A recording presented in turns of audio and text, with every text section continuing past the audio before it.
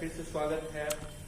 आज हम लोग चर्चा करने वाले हैं कुछ important question that's are related about the titration and charge of peptides.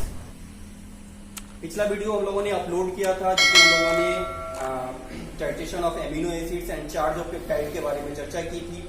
वहां पे हम लोगों ने बात भी किया था कि हम लोग इससे रिलेटेड कुछ क्वेश्चन यहाँ पे अपलोड करेंगे जो इम्पोर्टेंट होंगे for the SIR, ICMR and DBT exams, GATE exams.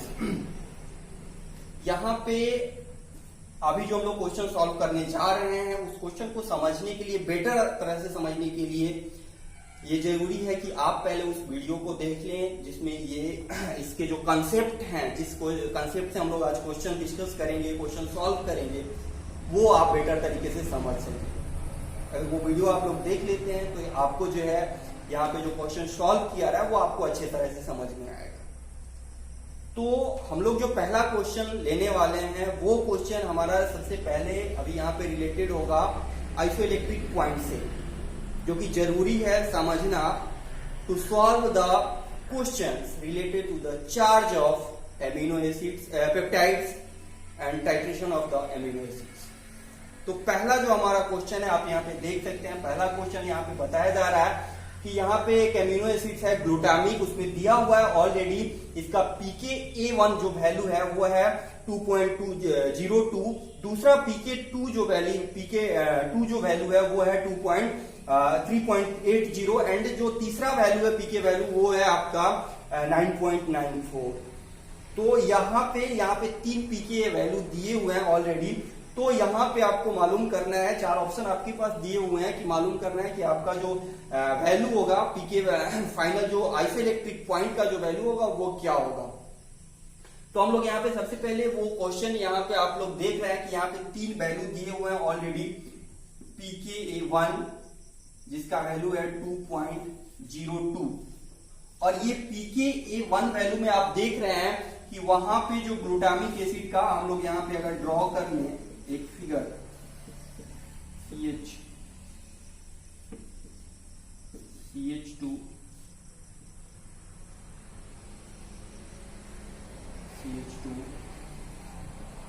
Okay. तो pKa1 वैल्यू पे आप देख रहे हैं कि उसका जो ये कार्बोक्सिलिक एसिड ग्रुप है वो डिप्रोटोनेट हो रहा है, यानी कि यहां से H+ जो है वो रिमूव हो रहा है। pKa1 जो हमारा वैल्यू है 2.30, उस वैल्यू पे यहाँ पे क्वेश्चंस के अनुसार जो है यहाँ पे ये जो कार्बोक्सिलिक ग्रुप है वो डिप्रोटोनेट हो रहा है। दूसरा pK वैल्यू जो वहां पे दिया हुआ है वो है वहां पे 3.80।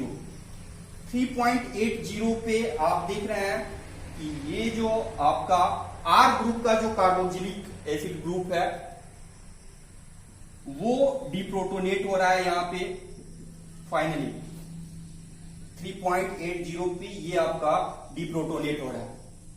और जो तीसरा वैल्यू दिया गया है pKa13, यहां पे इस वैल्यू पे जिसका वैल्यू है 9.94, इस वैल्यू पे आपका ये जो है NH3 जो है वो डिप्रोटोनेट हो रहा है। तो यहाँ पे 3 वैल्यू ऑलरेडी आपको दिए हुए हैं 2.320, दूसरा वैल्यू है 3.80 एंड तीसरा वैल्यू है 9.94।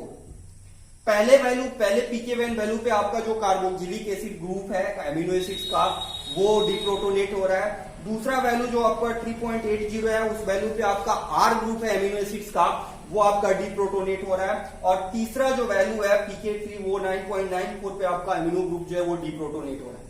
तो सबसे सिंपल चीज है कि अगर आपका जो एमिनो एसिड्स है उसमें R ग्रुप के पास कार्बोक्सिलिक एसिड मॉलिक्यूल्स है, कार्बोक्सिलिक एसिड फंक्शनल ग्रुप अगर जुड़ा हुआ है, यानी कि आपका amino acid acidic amino acids है। ये जो फिगर आप यहाँ पे ड्रॉ किए वो एक्चुअली ग्लूटामिक एसिड का फिगर है, मॉलिक्यूलर स्ट्रक्चर है। तो अगर वो एसिडिक एमिनो एसिड्स है तो वहां पे ये दोनों कार्बोक्सिलिक एसिड के pKa वैल्यू को आपको एवरेज pKa वैल्यू को लेना है जो आपका PI वैल्यू को डिनोट करेगा।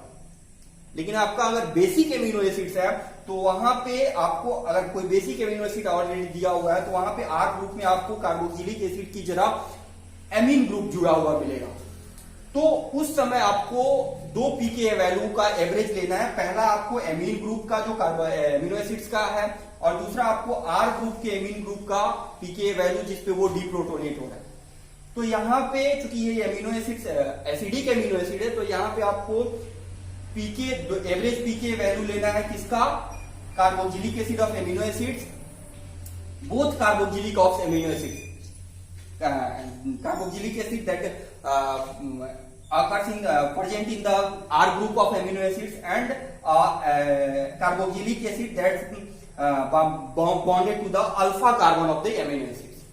तो ये दोनों का एवरेज पीके वैल्यू जो होगा यहाँ पे आपका पीआई वैल्यू होगा। तो यहाँ पे अगर हम लोग पीआई वैल्यू निकालें तो यहाँ पे पीआई वैल्यू जो होगा वो 2.02 प्लस 3.80 डिवाइडेड बाई 2। तो पहला आपका जो वैल्यू है वो पीआई वैल्यू है, पहला जो पीके वैल्यू है वो कार्बोक्सिलिक एसिड का अल्फा कार्बन पे जुड़े हुए कार्बोक्सिलिक एसिड का वैल्यू है जिसपे वो डिप्रोटोनेट हो रहा है। दूसरा पीके वैल्यू जो है वो आपका अल्फा बीटा गामा कार्बन पे जो बीटा कार्बोक्सिलिक एसिड जुड़ा हुआ है उसका पीके वैल्यू है। दोनों का एवरेज जो यहाँ पे होगा वो होगा आपका pi value for the acidic amino acid, for the acidic amino acid. तो यहाँ पे अगर हम लोग इसको सॉल्व करें तो यहाँ पे ये आपका हो जाएगा 5.82 डिवाइडेड बाई 2, 5.82 डिवाइडेड बाई 2। तो यहाँ पे आपका जो फाइनल पीके वैल्यू आएगा वो आएगा 2.91। तो ये आपका 2.91 जो होगा वो आपका आंसर होगा, यानी कि इस एमिनो एसिड का यहाँ पे जो पीआई वैल्यू होगा वो पीआई वैल्यू होगा 2.91। तो इसको आप आसानी से सॉल्व कर रहे हैं इस फॉर एसिडिक एमिनो एसिड। अगर एसिडिक एमिनो एसिड है तो आप अल्फा कार्बन पे जुड़े हुए कार्बोक्सिलिक एसिड का पीके वैल्यू और फिर दूसरा जो आर ग्रुप के साथ जुड़ा हुआ है आपका कार्बोक्सिलिक एसिड है उसका पीके वैल्यू, दोनों का एवरेज लेके आप निकाल सकते हैं। अगर आपको बेसिक एमिनो एसिड दिया हुआ है तो वहां पे आप एमिनो एसिड जो अल्फा कार्बन पे एमिनो ग्रुप जुड़ा हुआ है उसका पीके वैल्यू जिसपे वो डीप्रोटोनेट हो रहा है और दूसरा एमिनो एसिड एमिनो ग्रुप जो आर ग्रुप के साथ ऑलरेडी जुड़ा हुआ है, आयोनाइजेबल आर ग्रुप आप बोल सकते हैं, उस वैल्यू उस पीके वैल्यू पे जिसपे वो आर ग्रुप का एमिनो जो ग्रुप है वो डीप्रोटोनेट हो रहा है, दोनों का एवरेज लेके आप वहां पे निकाल सकते हैं। तो यहाँ पे इस क्वेश्चन को हम लोग सॉल्व कर चुके हैं जिसका वैल्यू आप आंसर यहाँ पे 2.9091 आ रहा है। तो अगला क्वेश्चन हम यहाँ पे अब देखेंगे। दूसरा हम लोग का जो क्वेश्चन है वहां पे ये पूछ रहा है, आप क्वेश्चन यहाँ पे देख सकते हैं, ये पूछा जा रहा है कि आपके पास दो एमिनो एसिड है, एक ग्लूटामीन है और दूसरा एमिनो एसिड आपका आर्जिनिन है और पीएच वैल्यू यहाँ पे दिया हुआ है 10.76। इस पीएच वैल्यू पे पूछा जा रहा है कि इस पीएच वैल्यू पे अगर आप ग्लूटामीन को रखते हैं और फिर दूसरे सॉल्यूशन में उसी पीएच वैल्यू पे आप जो है आर्जिनिन को रखते हैं तो दोनों पे फाइनल चार्ज क्या होगा। यहाँ पे ये देखो, तो यहाँ पे आपको ये याद रखना पड़ेगा, अगर आप हमारे पिछले वीडियो को देखे हो तो वहां पे हमने आपको बताया है कि पीके वैल्यू का क्या इफेक्ट होता है। यहाँ पे सिंपली अगर हम लोग देखें तो हमने आपको जैसे आपको बताया था कि अगर वैसा एमिनो एसिड है जिसमें अल्फा कार्बन पे जुड़े हुए दो ionisable group carboxylic acid and amine के अलावा कोई तीसरा आयोनाइजेबल ग्रुप नहीं हो तो आपको पीआई वैल्यू याद रखना होगा, जिससे आप टाइट्रेशन जो है टाइट्रेशन के क्वेश्चन आप बना सकते हैं और चार्ज वैल्यू जो है आप निकाल सकते हैं। अगर ऐसा एमिनो एसिड है जिसमें अल्फा कार्बन पे जुड़े हुए आयोनाइजेबल ग्रुप के अलावा कोई तीसरा आयोनाइजेबल ग्रुप जुड़ा हुआ है तो आपको तीनों वैल्यू याद रखना पड़ेगा, pK1, pK2 and pKr। pK1 जो कार्बोक्सिलिक एसिड का पीके वैल्यू है जिसपे वो डिप्रोटोनेट होता है डिसोसिएशन, pK2 वैल्यू जो है वो एमिनो ग्रुप का है और pKr जो है वो तीसरा आयोनाइजेबल ग्रुप है। तो ये तीन वैल्यू अगर आपको याद है तो आप आसानी से इस तरह के क्वेश्चन सॉल्व कर सकते हैं। तो हमारा जो पहला आपका जो यहाँ पे दिया हुआ है क्वेश्चन का वो है ग्लूटामीन। ग्लूटामीन में अगर आप देखें तो दो ही आयोनाइजेबल ग्रुप होते हैं, वहां पे pKa1 जो होता है इट्स अ डिसोसिएशन कांस्टेंट। आप जो बता सकते हैं कि ये pKa वैल्यू है जिसपे आपका जो कार्बोक्सिलिक एसिड है वो डिप्रोटोनेट होता है, उसका जो वैल्यू होता है यहाँ पे 2.17 होता है। For the glutamine pKa1 value is 2.17 and pKa2 value it's a value of deprotonation in of amino group in glutamine, it's a 9.13। आपका जो सॉल्यूशन का पीएच है वो दिया हुआ है 10.76, यानी कि ये जो दोनों आपके ये जो दोनों दोनों पीके वैल्यू हैं वो आपके सॉल्यूशन के पीएच वैल्यू से कम है। सॉल्यूशन का जो पीएच वैल्यू दिया हुआ है 10.76 उसके पीएच वैल्यू से काफी कम है। तो सिंपल सी बात है कि अगर आपका पीके वैल्यू ज्यादा है सॉल्यूशन का, that means the concentration of OH is more than the amino acid concentration और more than the hydrogen ion concentration. तो अगर OH का कंसंट्रेशन ज्यादा है सॉल्यूशन में तो ऑलरेडी आपका जो डिप्रोटोनेशन है वो amino acid carboxylic acid group और आपका जो पीके जो एमिनो ग्रुप है दोनों से डिप्रोटोनेशन होगा, यानी कि यहां से भी डिप्रोटोनेशन होगा। आपका जो है आप सिंपल से समझ सकते हैं यहां पे आपका एक it's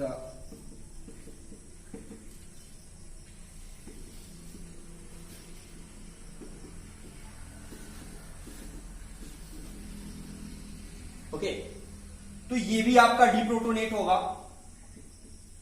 because the pK value of carboxylic acid in glutamine is lower than the pH value of the solution. तो ये भी आपका डिप्रोटोनेट होगा। आप अगर उस वीडियो को अच्छी तरह से देखे होंगे तो आपको समझ में आ जाएगा, काफी बेटर ढंग से आप समझ सकते हैं। यहाँ पे अगर पीएच दूसरा आपका ये भी डिप्रोटोनेट होगा, दैट मीन्स ये जो आपका COH है ये बन जाएगा आपका CO माइनस। ओके और ये भी आपका डिप्रोटोनेट होगा, यानी कि H+ यहां से भी रिमूव होगा। ओके तो H+ यहां से रिमूव होगा तो ये आपका न्यूट्रल हो जाएगा, यानी कि ये NH2 हो जाएगा। तो फाइनल जो आपका अगर हम देखें तो यहाँ पे जो फाइनल फिगर यहाँ पे आता है वो कुछ ऐसा आता है।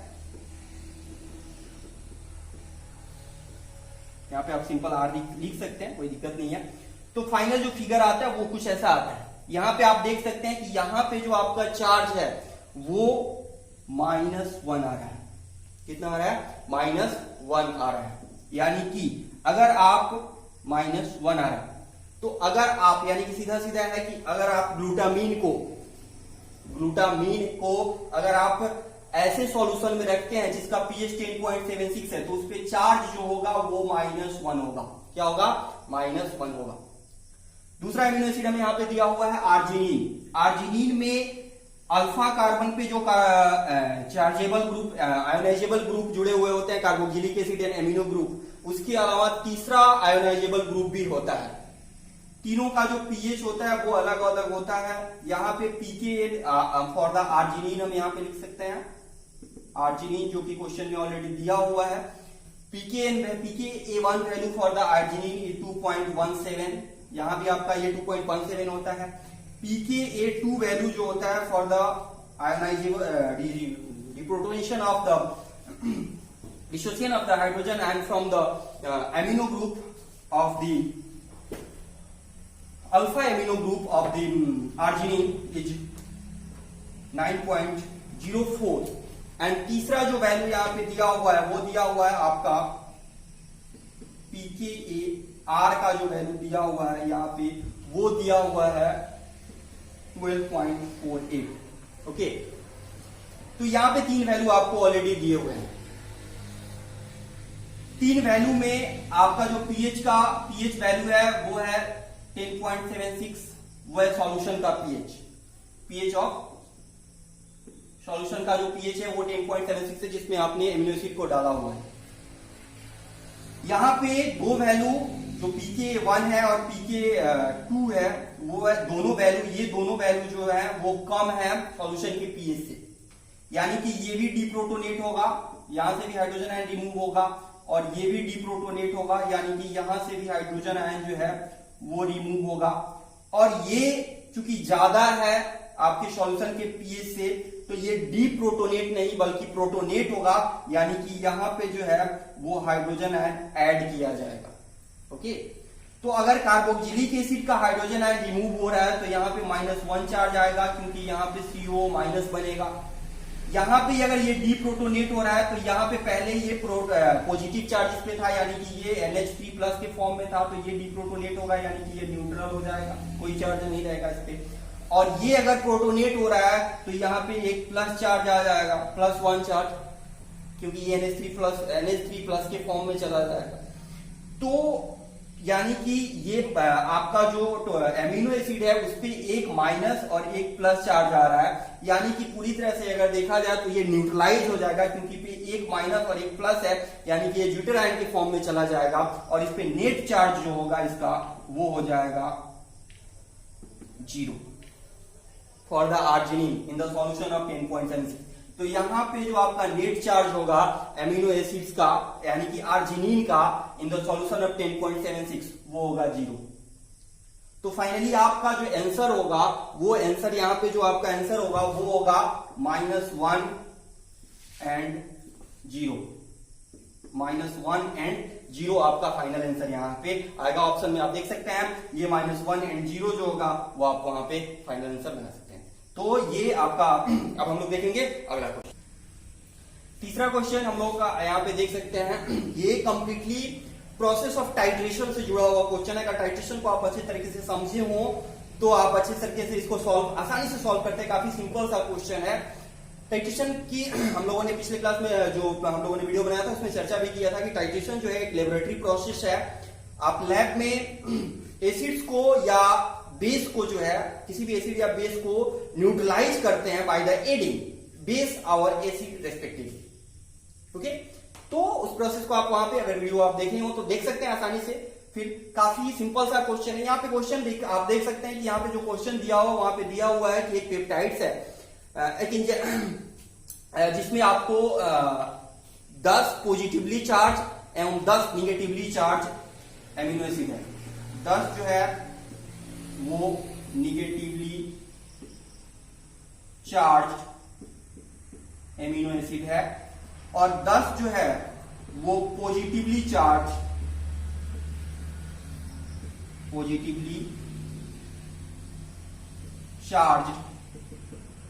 एमिनो एसिड है। ओके, नॉर्मली अगर इस टाइम पे अगर देखा जाए तो ये आपका न्यूट्रल है, कोई चार्ज नहीं है इस पे, क्योंकि यहाँ पे 10 निगेटिव है 10 पॉजिटिव है, तो दोनों को मिला के देखा जाए तो नेट चार्ज यहाँ पे 0 होता है।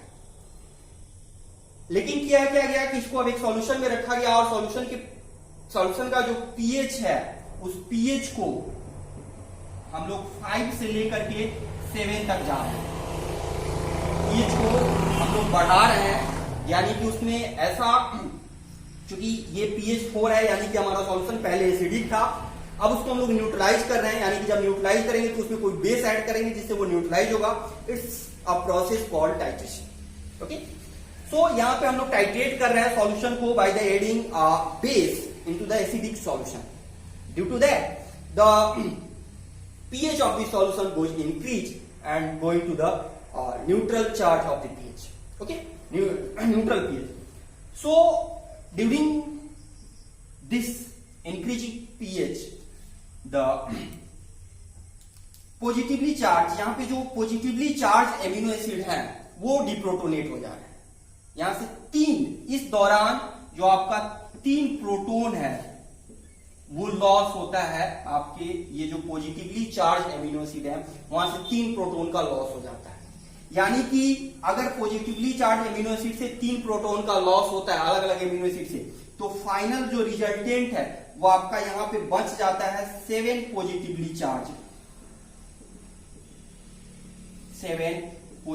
Charge amino acid. पहले 10 था, अब 3 उसमें से डीप्रोटोनेट हो गए हैं। 3 जो है प्रोटॉन लॉस हो गया है, यानी कि ये डीप्रोटोनेशन हो गया। Deprotonation of 3 positively charge amino group. Okay, तो यहां पे जो है तीन आपके तीन जो एमिनो एसिड है वो डीप्रोटोनेट हो गए हैं, यानी कि 3 पॉजिटिव चार्ज यहां पे लॉस हो चुका है। तो जो टोटल यहां पे अब जो नेट पॉजिटिव चार्ज वहां पे है वो 7 है। ओके, और 10 जो है वो निगेटिव चार्ज यहां पे है। ओके, तो 10 निगेटिव चार्ज एमिनो एसिड है और 7 पॉजिटिव चार्ज एमिनो एसिड है। तो अगर हम लोग इसको न्यूट्रलाइज करें तो 7 निगेटिव चार्ज जो है वो न्यूट्रलाइज कर देगा 7 पॉजिटिव चार्ज एमिनो एसिड्स को, यानी कि 7 निगेटिव 7 पॉजिटिव को कर दिया, बचा कितना? 3 निगेटिव चार्ज एमिनो एसिड यहां पे बच रहे हैं। ओके, यानी कि जो फाइनल चार्ज होगा यहां पे एमिनो एसिड जो पेप्टाइड्स है दिया हुआ है हमारा क्वेश्चन में, जो पेप्टाइड दिया हुआ है उसका फाइनल जो चार्ज होगा वो होगा -3, यानी कि हमारा जो आंसर होगा वो होगा -3, जो क्वेश्चन में आंसर बी दिया हुआ है, आप ऑलरेडी वहां पे लगा सकते हैं। तो यहाँ पे फाइनल चार्ज जो होगा हमारा वो -3 होगा, जो फाइनल आंसर जो होगा वो होगा -3। अब हम लोग जो है वो अगला क्वेश्चन देखेंगे। तो तीसरा जो हमारा क्वेश्चन हुआ है वहां पे एक पेप्टाइड है जिसका जो है सीक्वेंस ऑलरेडी यहाँ पे दिया हुआ है कि क्या क्या सीक्वेंस है, और उस सीक्वेंस पे एक चार्ट दिया हुआ है कि इस पेप्टाइड को एक सॉल्यूशन है जिसमें आपका पीएच जो है उसका 11 है, उसमें डालने पे फाइनल जो चार्ज होगा उस पेप्टाइड पे क्या होगा। तो यहाँ पे हम लोग पहले सीक्वेंस है वो सीक्वेंस यहाँ पे ड्रॉ कर लेते हैं। आप अगर आप नॉर्मली देखना हो तो आप देख सकते हैं, यहाँ पे दिया हुआ है क्वेश्चन में ग्लूटामीन है, हिस्टीडीन है, ट्रिप्टोफैन है, सेरीन है, उसके बाद आपका ग्लाइसिन है, उसके बाद आपका ल्यूसीन है और आर्जिनिन है। ऑलरेडी ल्यूसीन के बाद आर्जिनिन जुड़ा हुआ है, कंफ्यूजन नहीं होने का। उसके बाद जो है प्रोलीन है और फाइनली जो है लास्ट में जो है वो है ग्लाइसिन। ओके, तो ये जो आपका एमिनो एसिड है वो है सी टर्मिनल एमिनो एसिड और ये जो है वो है आपका एन टर्मिनल एमिनो एसिड। ठीक है, तो अगर ऐसा कोई क्वेश्चन आपको आता है थोड़ा सा भी घबराना नहीं है। नॉर्मली अगर आपको 2 चीजें याद है, सबसे पहले आप ये देख लीजिए कि इसमें ऐसे कौन कौन से एमिनो एसिड हैं जिसके पास आयोनाइजेबल आर ग्रुप है, आयोनाइजेबल आर ग्रुप है। तो यहाँ पे पहला जो आपका ग्लूटामीन है जिसके पास आपका आयोनाइजेबल आर ग्रुप है, दूसरा आपका हिस्टीडीन है जिसके पास आयोनाइजेबल आर ग्रुप है, ट्रिप्टोफैन के पास नहीं है, सेरीन, ग्लाइसिन, ल्यूसीन के पास नहीं है, फिर आर्जिनिन है उसके पास आपका आर ग्रुप है जो आयोनाइजेबल है, और फाइनली आपका उसके बाद कोई ऐसा नहीं है जिसके पास आयोनाइजेबल। ओके, ठीक है, ये 3 चीजें हमको। दूसरी चीज, अगर ये जो भी आर ग्रुप है, हमने शुरू में ही आपको बताया कि अगर ऐसा एमिनो एसिड जो भी एमिनो एसिड ऐसे हैं जिसके पास आयोनाइजेबल आर ग्रुप है तो आपको उसके तीनों पीके वैल्यू जो है आपको याद होनी चाहिए, pKa1, pKa2 and pKr। Okay, तो ये वैल्यू आपको याद होनी चाहिए, तब भी आप जो है उस क्वेश्चन को सॉल्व कर सकते हैं। तो यहाँ पे आपको 3 वैल्यू दिया हुआ है। सबसे पहले काम हम लोग करेंगे ये देख लेते हैं, हाँ पीएच जो यहाँ पे दिया हुआ है वो पीएच यहाँ पे जो सॉल्यूशन का पीएच है वो है 11, पीएच जो है वो 11 दिया हुआ है। ठीक है, इस पीएच वैल्यू पे हमको ये निकालना है कि फाइनली जो इस पे चार्ज होगा वो क्या होगा। ठीक, ये अब हम दोनों सबसे पहले दोनों टर्मिनल का देख लेते हैं। आपका जो पीके वैल्यू जो आपका दिया हुआ है फाइनली, जो ग्लूटामीन का जो पीके वैल्यू यहाँ पे दिया हुआ है वो pK1 जो इसका ग्लूटामीन का जो pK1 होता है वो होता है pK1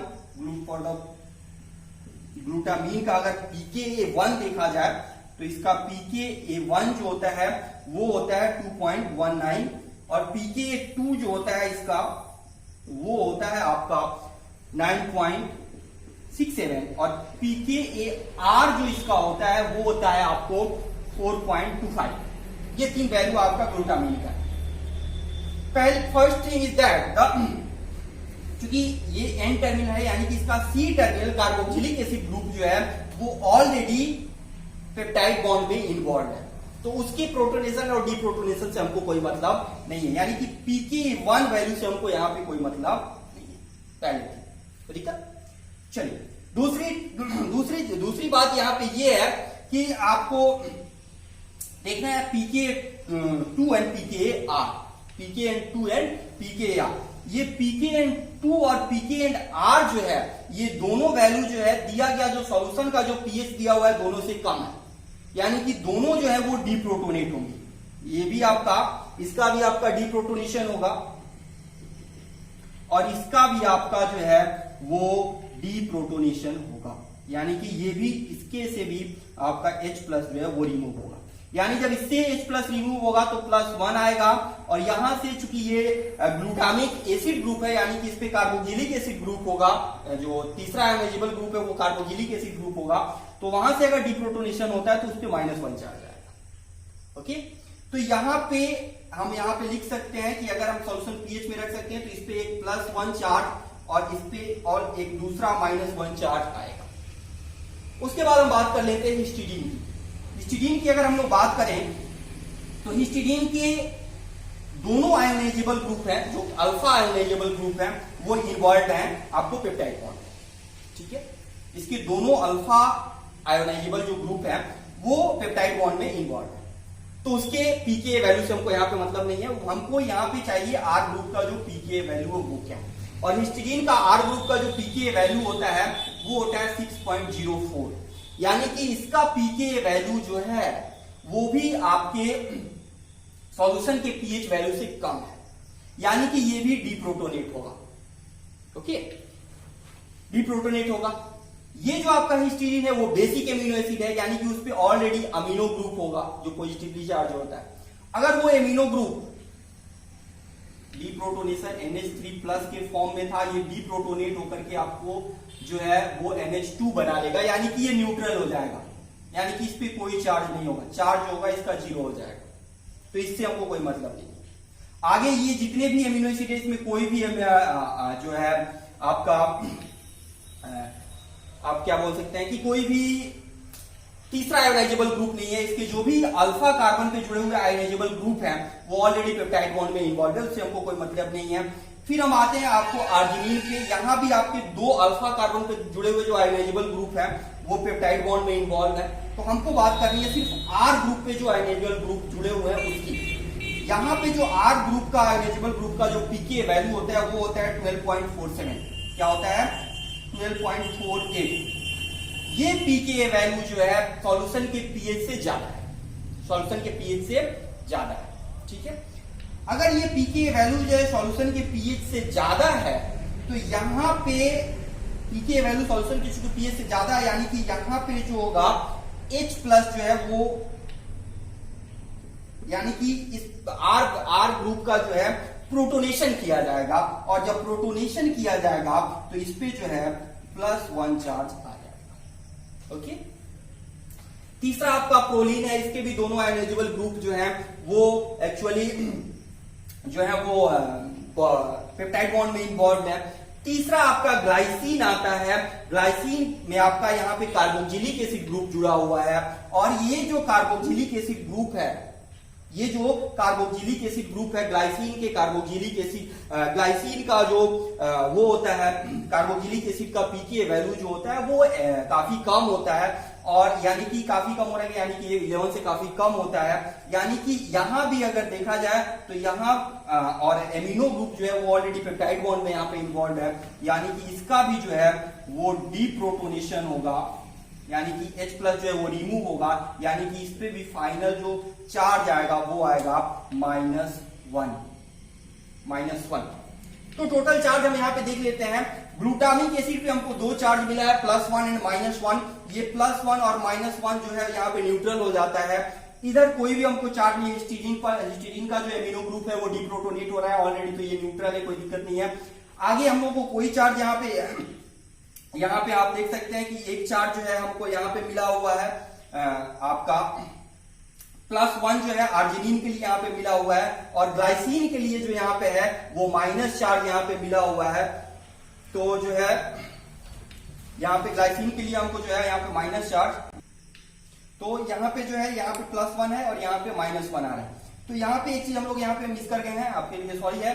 तो यहाँ पे जो आपका जो फाइनल चार्ज होगा वो सिर्फ माइनस होगा, क्योंकि यहाँ पे जो आपका एमीन ग्रुप जो है वो उसका जो पीके वैल्यू होता है वो 11 से कम होता है, यानी कि 9.67 यहाँ पे होता है। तो ये जो है यहाँ पे +1 नहीं आएगा, यहाँ पे सिर्फ -1 चार्ज फाइनल रिजल्टेंट जो होगा वो -1 चार्ज आएगा, क्योंकि इसका एमीन ग्रुप जो है वो भी आपका डीप्रोटोनेट होगा, और डीप्रोटोनेट होगा तो उसपे कोई चार्ज नहीं होगा, वो भी 0 हो जाएगा। इसका जो ग्लूटामिक एसिड का तीसरा आयोनाइजेबल ग्रुप है, यानी कि आर ग्रुप है, जो कार्बोक्सिलिक एसिड है वो डीप्रोटोनेट होगा तो उसपे माइनस चार्ज आएगा। आर्जिनिन का जो आर ग्रुप का प्रोटोनेशन होगा तो उसपे प्लस चार्ज आएगा। और ग्लाइसिन जो कार्बोक्सिलिक एसिड इंड पे है उसका डिप्रोटोनेशन हो रहा है, क्योंकि इसका जो कार्बोक्सिलिक एसिड का पीके वैल्यू है वो सॉल्यूशन के दिए हुए पीएच वैल्यू से काफी कम है, तो इसका भी डिप्रोटोनेशन होगा। तो ये भी अपना एक प्रोटोन खो देगा, जिसपे इससे माइनस चार्ज आ जाएगा। तो फाइनली अगर देखें तो ये -1 और +1 जो है वो कैंसिल हो जा रहा है। तो फाइनल जो रिजल्टेंट चार्ज यहाँ पे आ रहा है वो फाइनल हमारा रिजल्टेंट चार्ज जो होगा वो -1 होगा। यानी कि अगर ऐसे सीक्वेंस वाले पेप्टाइड को अगर हम पीएच वैल्यू 11 पे किसी सॉल्यूशन में डालते हैं तो उसका फाइनल रिजल्टेंट जो आपका आएगा, आंसर आएगा, वो आएगा -1। ओके, तो आप हम लोग देखेंगे अगला क्वेश्चन। तो यहाँ पे तीसरा क्वेश्चन फिर जो है वो आइसोइलेक्ट्रिक पॉइंट से रिलेटेड है। यहाँ पे एक आप देख रहे हैं कि एमिनो एसिड ग्रुप का जो है वो एमिनो एसिड का फिगर ड्रॉ किया हुआ है, और फिगर में ये पूछ रहा है कि which form of the amino acid present at the isoelectric point. Okay, तो नॉर्मली सीधे तौर पे आप जान लें कि कोई भी जो एमिनो एसिड है वो आपको एमिनो एसिड है वो सिंपली तौर पे अगर आइसोइलेक्ट्रिक पॉइंट पे है तो वो उस पे जो नेट चार्ज होता है वो 0 होता है, यानी कि वो वो अगर आइसोइलेक्ट्रिक पॉइंट पे अगर वो रहता है तो वो न्यूट्रल फॉर्म में रहता है सीधे तौर पे। तो इस तरह से देखा जाए तो आपका जो आंसर होगा वो पहला आंसर आएगा, यानी कि ये न्यूट्रल फॉर्म में रहेगा। और फाइनल आइसोइलेक्ट्रिक पॉइंट की जहां तक बात है, अगर आप एमिनो एसिड के फिगर को ध्यान से देखें तो ये एक एसिडिक एमिनो एसिड है, और हमने आपको बताया है पहले क्वेश्चन ही हम लोगों ने बनाया था कि अगर कोई भी एसिडिक एमिनो एसिड है तो उसका अल्फा कार्बन पे जुड़े हुए कार्बोक्सिलिक एसिड और आर ग्रुप में जो कार्बोक्सिलिक एसिड है दोनों का जो पीएच है, पीके वैल्यू है, उसका एवरेज लेकर के हम आप आइसोइलेक्ट्रिक पॉइंट यहाँ पे निकाल सकते हैं। तो यहाँ पे जो पहला अल्फा कार्बन पे जो कार्बोक्सिलिक एसिड ग्रुप दिया हुआ है उसका जो पीके वैल्यू है वो है 2.19, और जो आपका पीके आर है वो है 4.25। तो इसका अगर एवरेज लें तो हम लोगों को ऑलमोस्ट 3.22 आता है, यानी कि जो आपका आंसर होगा वो होगा it's a neutral and isoelectric point of the amino acid is 3.32। ठीक है, सिंपल क्वेश्चन। तो अब हम लोग देखेंगे इसका जो है अगला क्वेश्चन देखेंगे कि अगला क्वेश्चन क्या है। तो चौथा आप जो ये अगला क्वेश्चन है आप यहाँ पे देख सकते हैं कि यहाँ पे 4 फॉर्म ऑफ एमिनो एसिड दिए हुए हैं। एमिनो एसिड फॉर्म में आप देख सकते हैं कि यहाँ पे पूछा जा रहा है कि अगर हम टाइट्रेट करते हैं सॉल्यूशन को 0 से, एमिनो एसिड को टाइट्रेट करते हैं फ्रॉम द pH 0 to 14, तो which form of the amino acid does not found. तो यहाँ पे आप देख रहे हैं कि पहला जो आपका एमिनो एसिड है वहां पे आप देख रहे हैं कि दोनों जो फॉर्म है वो एक प्रोटोनेटेड है, एक डीप्रोटोनेटेड है, यानी कि ये जो ज्यूटरान की फॉर्म में है। तो कोई भी एमिनो एसिड जो होता है वो अपने आइसोइलेक्ट्रिक पॉइंट पे जो होता है वो ज्यूटरान के फॉर्म में होता है, कोई दिक्कत नहीं है। अगला जो एमिनो एसिड आपको यहाँ पे दिया हुआ है वो वहां पे दोनों जो ग्रुप है वो प्रोटोनेटेड फॉर्म में है, तो अगर वो डिपेंड करता है कि उनका पीके वैल्यू क्या है, दोनों पीएच फॉर्म पे डिपेंड प्रोटोनेटेड है। तीसरा जो एमिनो एसिड ग्रुप दिया हुआ है वहां पे एक डीप्रोटोनेटेड है, दोनों जो ग्रुप है वो डीप्रोटोनेटेड है, और जो यानी कि जो है COH है वो -1 चार्ज है एक। अगला जो फाइनल एमिनो एसिड है जिसपे आपको कार्बोक्सिलिक एसिड भी प्रोटोनेटेड है, लेकिन आपका जो एमिनो ग्रुप है वो डीप्रोटोनेटेड, यानी कि एमिनो एसिड पे कोई चार्ज नहीं है। तो ऐसा कोई एमिनो एसिड चार्ज, ऐसा एमिनो एसिड जो नहीं होता जिसपे कोई चार्ज नहीं हो, या तो वो ज्यूटरान के फॉर्म में रहता है या वो उस पे कोई माइनस या +1 चार्ज रहता है। तो फाइनली अगर हम लोग देखें तो 0 से 1 तक अगर हम प्रोटोनेट टाइट्रेट कर रहे हैं तो उस पे ऐसा कोई भी फॉर्म नहीं आएगा जिसपे ना तो कार्बोक्सिलिक एसिड पे कोई चार्ज हो ना एमिनो एसिड पे कोई चार्ज हो। तो ये जो फाइनल होगा हमारा जो डी होगा वो लास्ट आंसर आपका होगा। ओके।